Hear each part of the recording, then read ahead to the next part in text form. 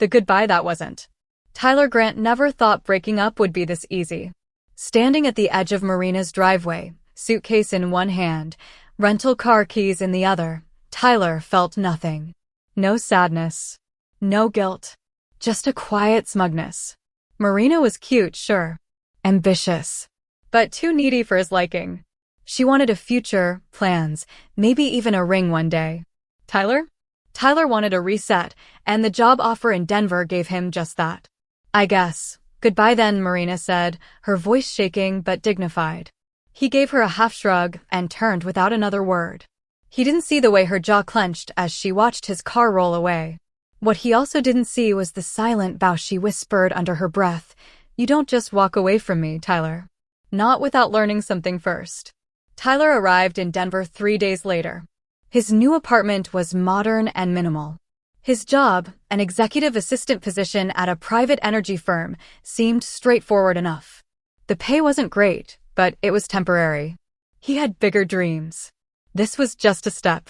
His new boss was Ms. Cassandra Vale. Early 40s, elegant, sharp, and deeply unreadable. She interviewed him via Zoom months ago, but in person, she had an energy that Tyler couldn't quite place. She was intense, polite, and terrifying all at once. Welcome aboard, Mr. Grant, she said, handing him a leather portfolio. Everything you'll need is in here. Oh, and please never be late. I'm highly punctual. Tyler nodded, but part of him smirked. How bad could this be? The first few days passed quietly. But on Friday morning, Tyler found something odd in his inbox, a private message from an anonymous email address. Hope you're settling in well. You looked good in that black shirt today. Reminded me of our shopping trip. Tyler froze. He hadn't told anyone about Marina. He hadn't worn that shirt since. He dismissed it. Probably a prank. Or someone at work messing around. But the next message came that night. By the way, did you check the company directory? There's someone you haven't noticed yet. Look for Rena Vale. Rena Vale? A sibling of Cassandra's? The system wouldn't let him search employees directly from home. So on Monday, he poked around discreetly from his desk. There was no Rena Vale. But when he passed Cassandra's office, he noticed a framed photo on her desk. 2 women standing together in a sunny backyard. One of them looked uncannily like Marina, but older. Harsher. On Tuesday, he was summoned to Cassandra's office. Mr. Grant, she began, tapping her manicured nails on the glass desk. I reviewed your onboarding paperwork. Everything looks good. But I have a special assignment for you. He leaned in, eager to prove himself. I host quarterly boardroom galas, she said. Private affairs. Discretion is expected. We'll need someone to assist with setup, presentation, and her eyes scanned him deliberately, a touch of elegance. Tyler chuckled. You want me to help cater a party? I want you to be presentable, polished, refined. I've arranged for a stylist to stop by tomorrow. Consider it part of your orientation. Something in her tone felt off. But Tyler nodded. He needed this job. The next day, a woman named Elise arrived with a rolling suitcase. She was smiling, firm, and spoke with a warm French accent. We're going to try a few different looks, she said. Tyler blinked. Looks.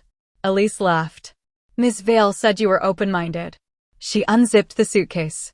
Inside were women's blouses, slacks, and then dresses. Wigs. Heels. Tyler stood up. Whoa, there's been a mistake.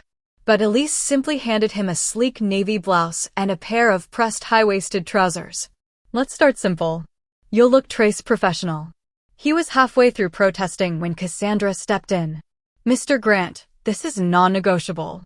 It's company culture. Our quarterly gala is a gender-neutral event. Fluidity is celebrated. Resistance, however, is frowned upon. Tyler stared, heart pounding. But why me? Cassandra smiled. Because I trust you to adapt. That night, another email arrived. Told you I'd teach you something. Keep going, pretty boy. You've only just started learning who you are. He didn't sleep. He didn't know if it was Marina or someone who knew her. Or something worse.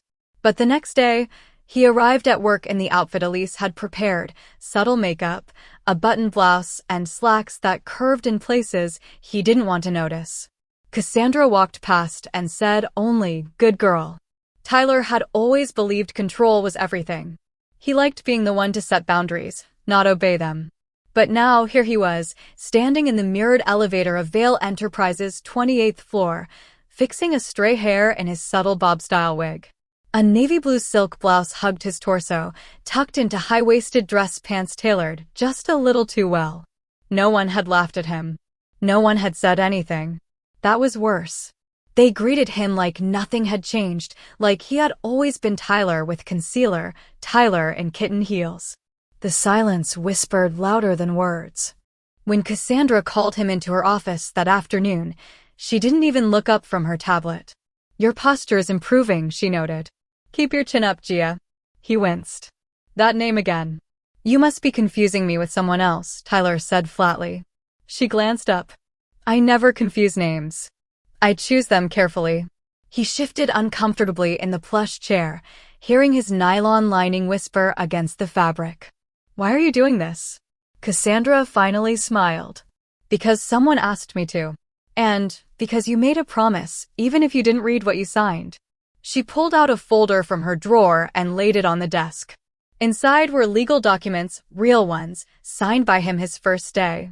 And sure enough, under the guise of a confidentiality clause and orientation agreement, was a paragraph authorizing participation in gender-adaptive presentation roles for all internal events and training modules. "You tricked me," he whispered. "No," she said calmly. "You didn't read. That's your mistake." One of many. Later that week, the quarterly gala arrived. Cassandra had sent him home early with Elise, the stylist, to prepare. He expected a quick change of clothes. But Elise had a plan. A burgundy wrap dress. Nude tights. A chest plate with adhesive. Long false lashes. And a new wig, this one a wavy shoulder-length style that felt almost natural. "I can't walk in these," Tyler protested, glaring at the 3-inch heels on the bed. "You'll learn," Elise said with a wink. "Tonight, you're not Tyler. You're Gia." And Gia is confident, radiant, and impossible to ignore. The gala was held at an exclusive penthouse overlooking downtown. Glass walls. Chandeliers. Jazz quartet in the corner.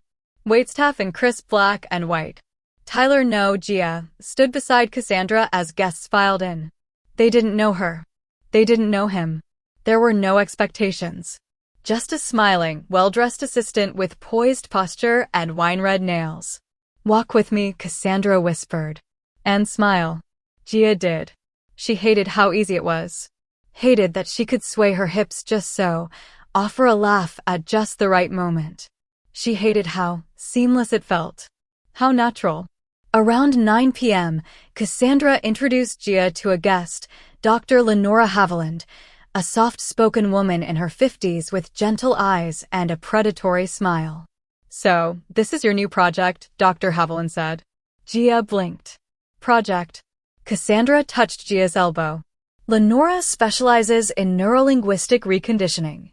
She has very advanced research in identity reinforcement." "Oh," Gia said quietly. "Sounds fascinating." Dr. Haviland smiled warmly. "It is. Especially when the subject doesn't even realize it's happening. Isn't that right, Cassandra?" Gia stared at them both. Cassandra replied without a blink. "Subtle repetition, mirror exposure, feedback loops, and controlled context. The mind adapts faster than the body, especially if the subject is stubborn." That night, Gia returned home confused, disturbed, and exhausted. But the worst part? She stared at herself in the mirror for 15 minutes before she even considered removing her makeup. It had started to look familiar. The next morning, everything changed. She walked into the office and her ID badge no longer read Tyler Grant. It read, Gia L. Grant, Executive Assistant. She stared at it, heart pounding. She turned to Cassandra. "What is this?" Cassandra didn't even look up. "It's just a name badge. You're Gia now, remember?" "No," Gia said. "I didn't agree to this." Cassandra leaned back in her chair and finally met her eyes. "You agreed when you signed the forms. You agreed when you smiled at guests. You agreed when you put on that burgundy dress and corrected someone's pronouns without thinking. Gia opened her mouth to object, but no words came. I know the truth hurts, Cassandra said softly. But here's the twist you didn't expect. She reached into a drawer and pulled out an envelope, sliding it across the desk. Marina says hello. Inside was a letter. Handwritten. Tyler. You hurt me. You lied. You walked away like I didn't matter. I needed you to understand what it feels like to have your identity shattered, your choices stripped, and your world rewritten. So I made a call. You're not being punished, Tyler. You're being educated. By the time this is over, maybe you'll understand who you could have been all along. Who you've denied. Who you've mocked. Don't fight her. Don't fight yourself. Become her. Gia's hands shook. She looked up, mouth open, throat dry. You're working with her? I've been working for her, Cassandra said. Since before you ever arrived. Gia staggered back from the desk, chest heaving. You can't do this to me. We already did, Cassandra replied. But here's your choice now. She walked over, picked up 2 files from her cabinet, and laid them flat. One is a contract, 1-year employment, high salary, private quarters, full discretion. As Gia. The other is a press release, with security footage of you entering the gala in full dress and a public statement outing you as someone who lied on your corporate profile. Gia's breath caught. Her ears rang. I won't. I can't. You can, Gia, Cassandra whispered. Because you're not running anymore. You're just waking up. Gia didn't sleep that night. Not because she couldn't, but because she was afraid to close her eyes. That letter. Marina's letter. The curves of her handwriting were burned into Gia's brain like scars written in ink. She had loved her. Or thought she did.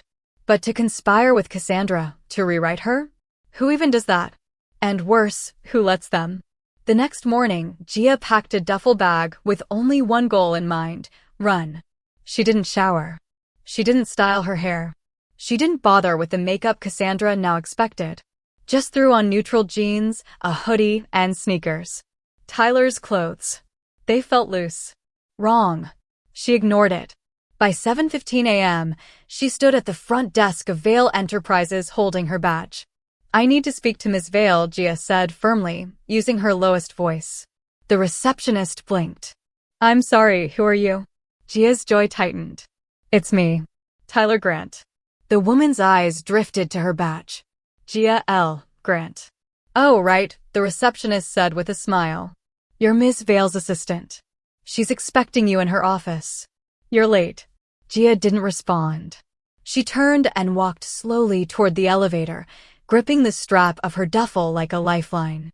Inside Cassandra's office, sunlight poured through the glass walls.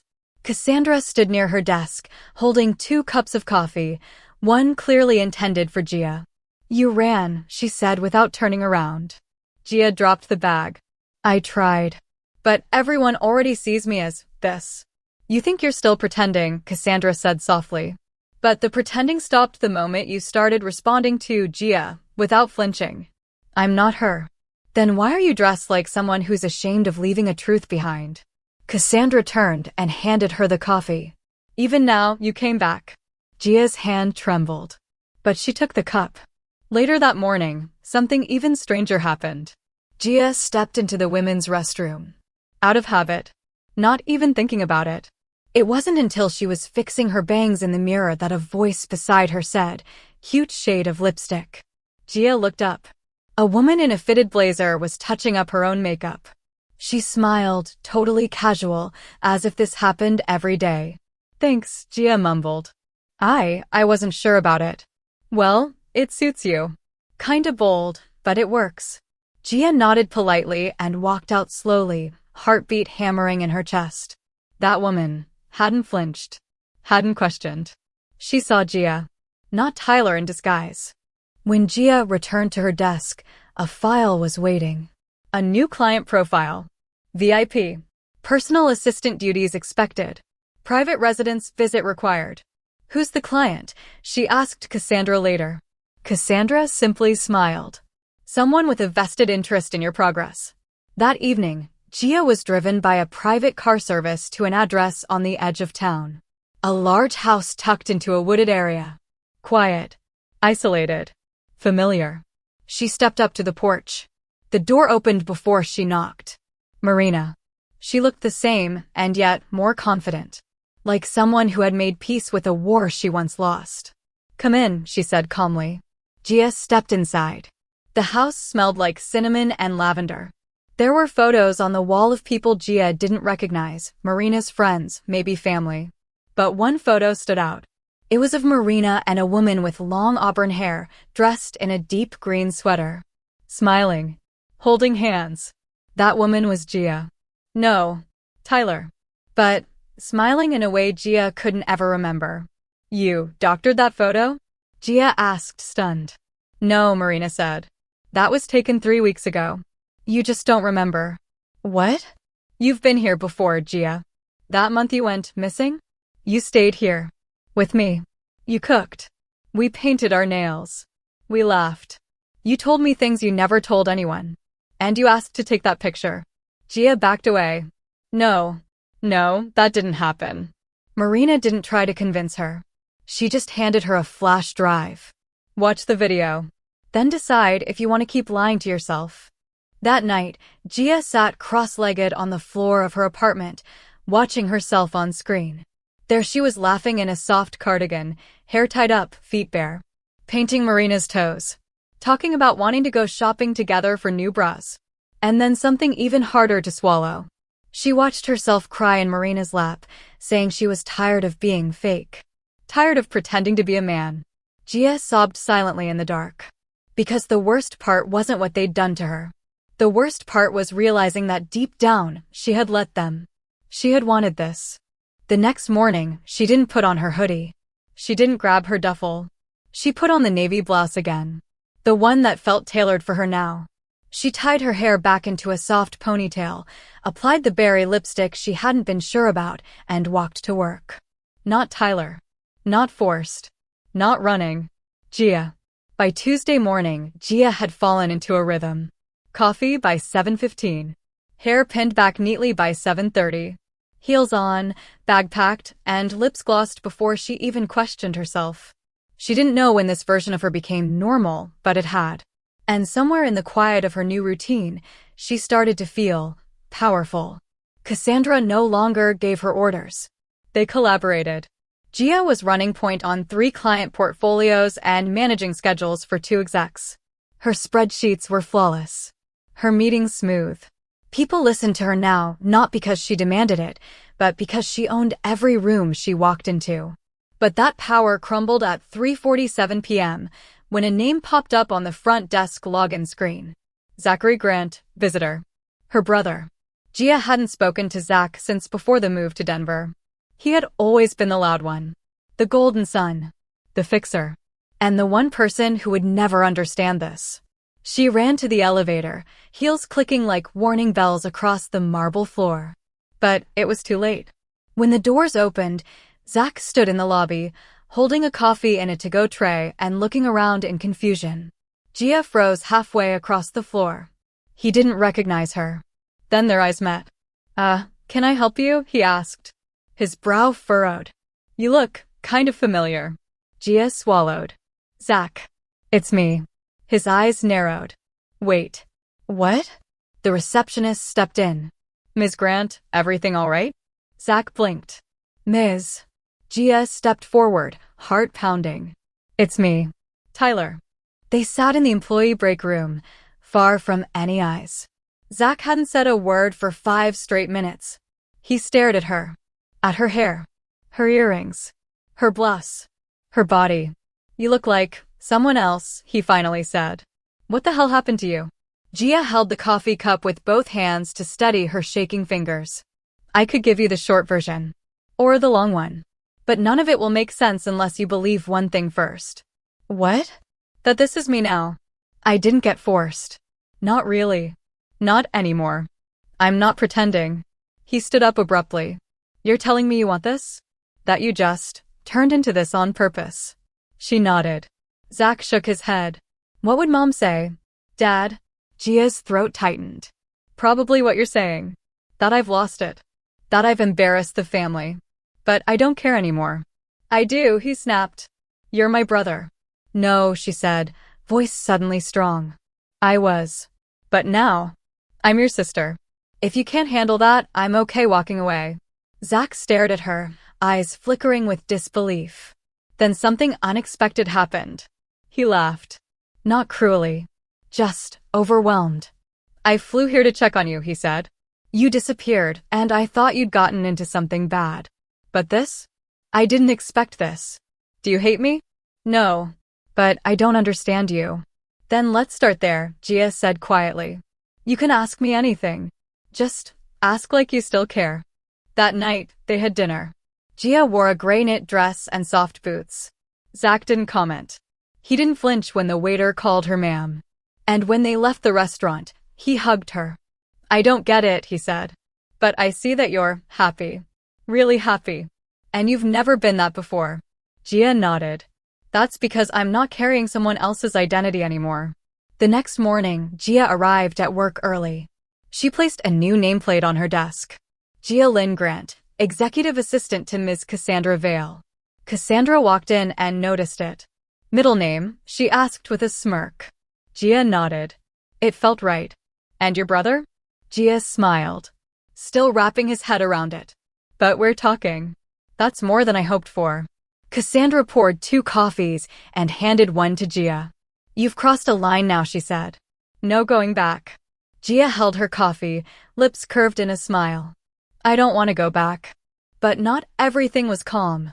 That afternoon, Cassandra handed her a sealed folder. You're being reassigned. Gia's stomach flipped. What? Not permanently. Just for a few weeks. Special mentorship. Internal operations. Why? Cassandra hesitated. Let's just say, the company founder wants to meet you. In person. She says you're special. Gia opened the folder. At the top, confidential project, chrysalis, mentor assigned, Marina E. Lowell. Her ex. Gia stood frozen in Cassandra's office. The folder in her hand trembled slightly, the name Marina E. Lowell printed in bold at the top of the internal memo. Why her? Gia finally asked, her voice barely above a whisper. Cassandra set down her coffee and laced her fingers together. Because she didn't just recommend you for this job, Gia. Gia blinked. Wait, recommend? I thought. She founded the Chrysalis program. The words fell like thunder. Marina founded this? Cassandra nodded slowly. 3 years ago. After a breakup. She wanted to design something revolutionary. A development pipeline for candidates who'd never find themselves unless someone guided them there. Gia's stomach twisted. So I was a case study? No, Cassandra said. You were the first success story.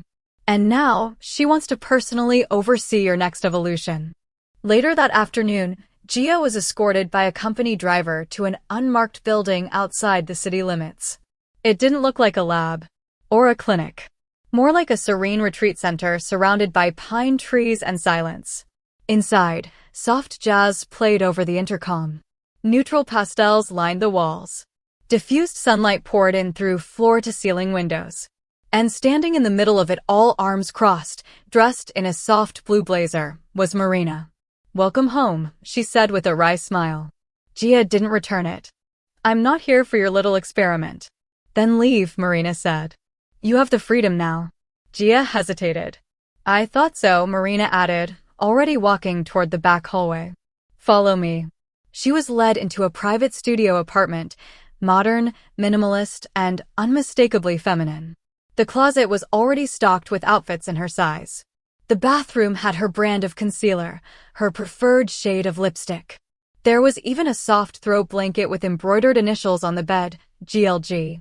You were planning this long before I knew who I was, Gia muttered. No, Marina replied from the doorway. I was planning it long before you admitted who you were. Gia turned sharply. Why do you care? Why go through all this trouble? Marina stepped inside, closing the door gently behind her. Because you weren't just my boyfriend, Tyler. You were my mirror. And I saw in you everything I was told to bury in myself. Softness. Doubt. Beauty. When you left, I realized something. The person you hated being the most was the one I loved the most. Gia's throat closed up. You mean? I didn't fall in love with Tyler, Marina said, her voice cracking for the first time. I fell in love with the flashes of Gia I saw before you ever wore a dress. Over the next few days, the chrysalis program unfolded like a guided awakening. Morning workshops focused on voice training, expression, and emotional embodiment. Afternoons were filled with practical immersion, co-leading presentations, styling sessions, even guided interactions with new participants.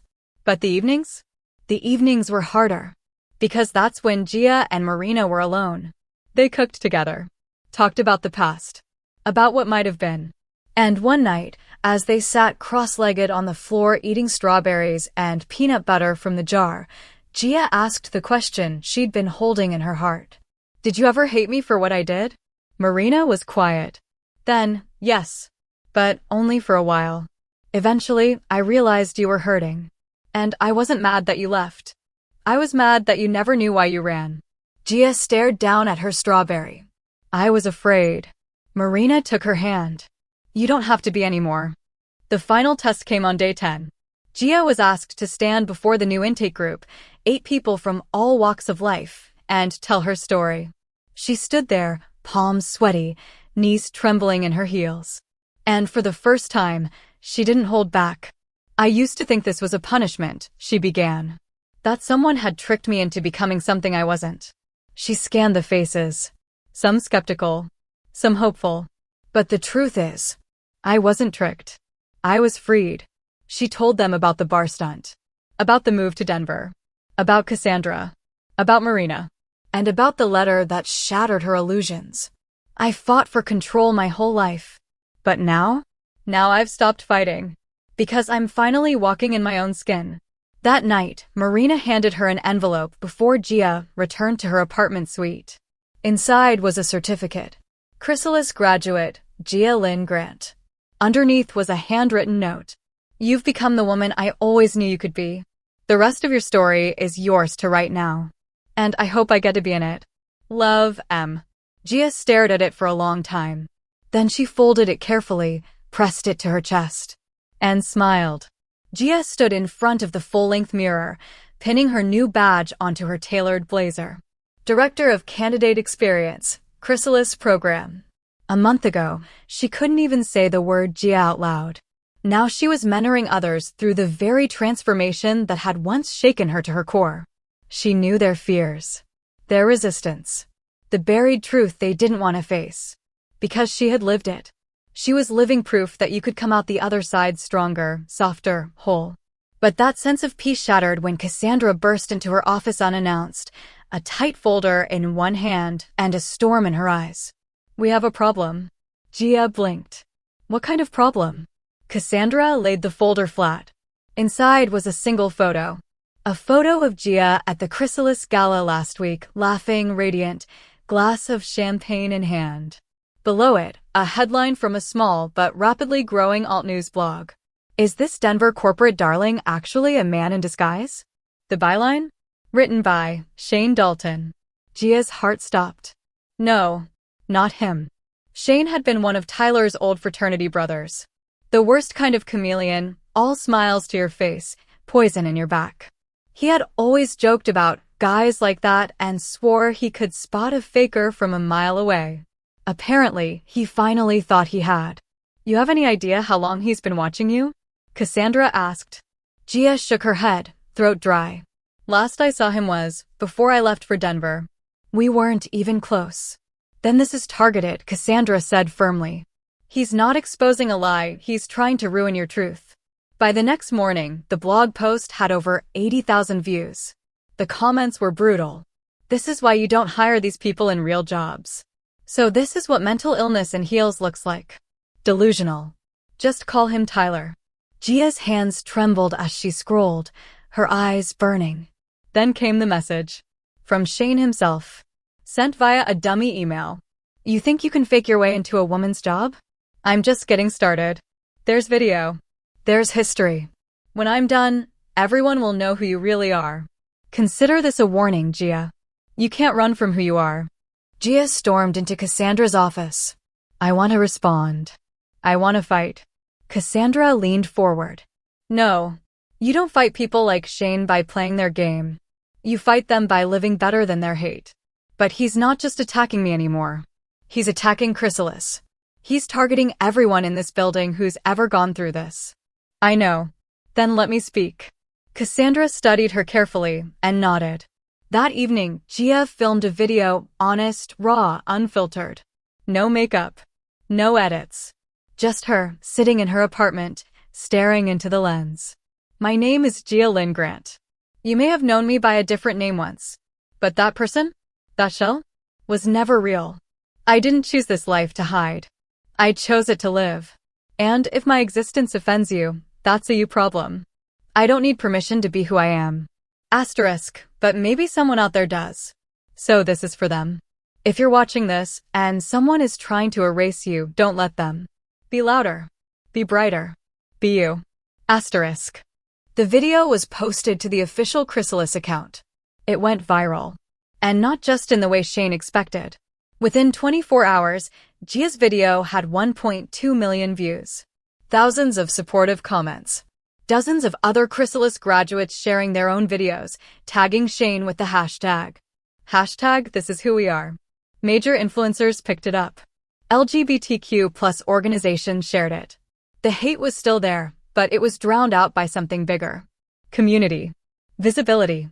Courage. Shane tried to escalate. He published the video evidence he claimed to have an old frat party clip of Tyler in jeans and a backward cap, clearly drunk and mocking someone in a dress. Gia watched it with tears in her eyes.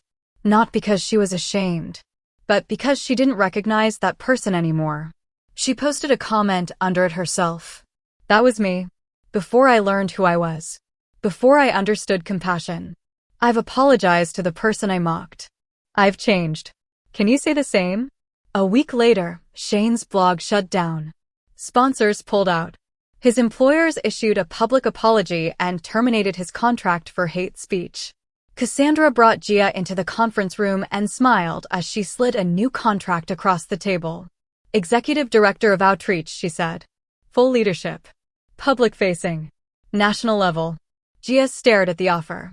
Me? Cassandra nodded. The face of Chrysalis should be someone who didn't just survive the fire, but walked out holding the torch.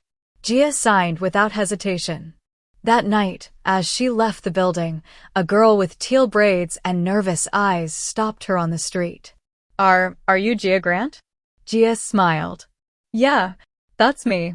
The girl reached into her backpack and pulled out a wrinkled spiral notebook. I'm starting Chrysalis next week. I was scared. But then I saw your video. Gia gently took her hand. I'll be here when you start, she whispered. And you won't be alone. Gia stood at the edge of the stage, clipboard in hand, microphone clipped neatly to her lapel. She wore a soft cream blouse tucked into a high-waisted slate pencil skirt, her hair pulled back into a low twist that Marina had styled that morning. She looked official. Presidential, even. The National Identity Empowerment Conference was the largest event Chrysalis had ever been invited to keynote. And this year, Gia wasn't just speaking.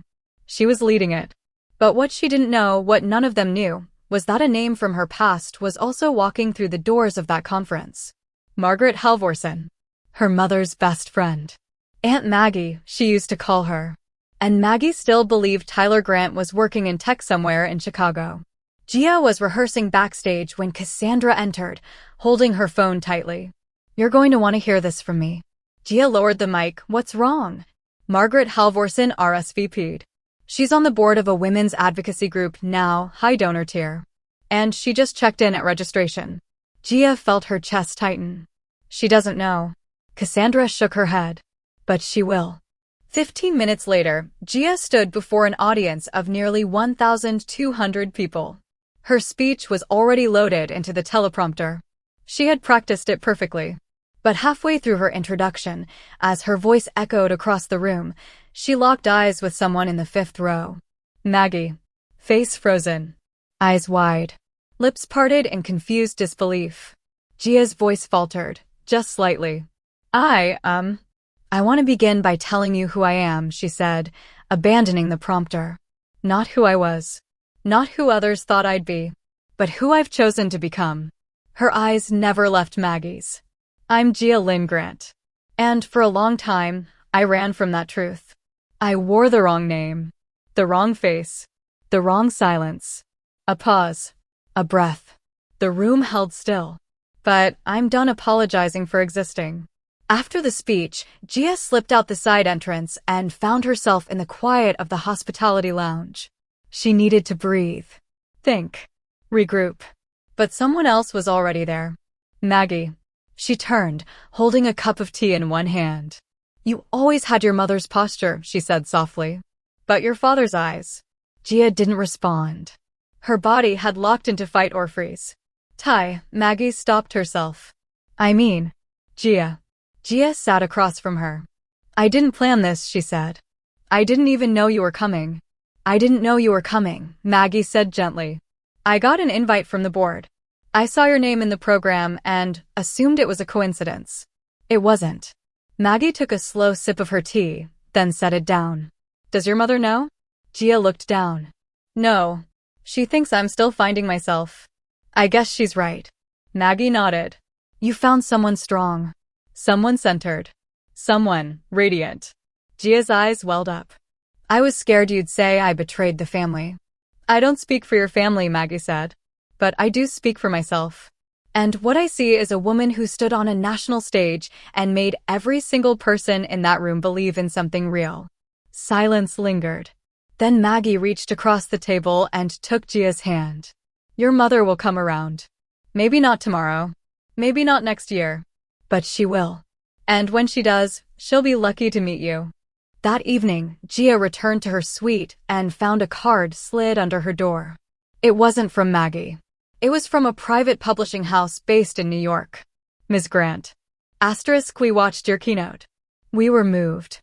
We'd like to speak to you about a book. Your story. Your words. Unfiltered and bold. We believe the world needs to hear from you. Are you ready? Gia stared at the card for a long time. Was she ready? To be seen beyond chrysalis? To be known not just by those who supported her, but by everyone? She looked at herself in the mirror again. This time, not to correct anything, just to witness herself. And for the first time in her life, she whispered, Yes, I'm ready. 3 months had passed since the conference. Gia's mornings had changed again. She still woke at 6:30, still drank her cinnamon oat milk latte, still pinned her hair back with quiet precision. But now her inbox wasn't filled with chrysalis scheduling or logistics. Now it was full of manuscript drafts, media requests, and early galleys from her upcoming memoir. Becoming Gia, the truth they tried to shame out of me. She never wanted to be famous. She only wanted to be free. But freedom, it turned out, had a gravitational pull. And the more honest she became, the more people leaned in. Marina remained part of her life, quietly, respectfully. They'd grown from exes into something deeper. Sisters in survival. Co-conspirators in becoming. They had boundaries now. And new beginnings. Sometimes, the best love stories are the ones rewritten as friendship, with thicker ink and softer hands. But one door in Gia's life remained unopened. Her mother. The day after Maggie saw her at the conference, Gia mailed her mom a handwritten letter. She had rewritten it 12 times. No reply. Not until now. On a gray October morning, Gia stepped outside her apartment and found a small package on her doorstep. No return label. Just her name written in soft, familiar cursive. Jacqueline Grant. Inside was a hardcover first edition of Becoming Gia. And tucked between the pages, a folded note. You were never a son who failed me. You were a daughter waiting to be born. Forgive me for needing time to see her. I see her now. And she is beautiful. Mom. Gia cried. Not politely. Not gracefully. She wept. Because some victories don't come with applause. They come with release, the quiet collapsing of pain that's been held too long. That night, she FaceTimed her mother. The conversation was awkward, emotional, and full of pauses. But it ended with something Gia had waited her whole life to hear. Hi, sweetheart. You look so much like me when I was your age. The book launched 2 weeks later. It debuted at number 2 on the New York Times bestseller list. The dedication page read, To every version of me that thought she wasn't enough. You were always more than they could see. As the press whirlwind swirled around her, Chrysalis offered her something unexpected. Not a new title. Not a raise. A choice. Step back, Cassandra told her, and start the next chapter. Not as our director, but as our founder. You want me to replace you? Gia asked. No, Cassandra smiled. I want to free you. The same way you freed me when you said yes to all this. Gia thought of Marina. Of Maggie. Of Shane. Of Zach. Of her mother. And finally, of Tyler. The boy who ran. The shell she wore. The name she used. I'm ready, she said. Let's give someone else their chance to fly. 1 year later. A new girl stood on the chrysalis stage, trembling in her kitten heels. Gia stood off to the side, arms folded, tears in her eyes. She watched this girl speak with all the same fear Gia once held, and all the same fire. And when the girl's voice cracked mid-sentence, Gia stepped up beside her, put a hand gently on her shoulder, and whispered, "You're not alone. Say it anyway." So she did. And in that moment, Gia knew. Her story wasn't ending. It was multiplying. Rainbow final words. Gia never went back. Because forward was where the truth lived. Because the woman in the mirror wasn't a stranger anymore. She was home.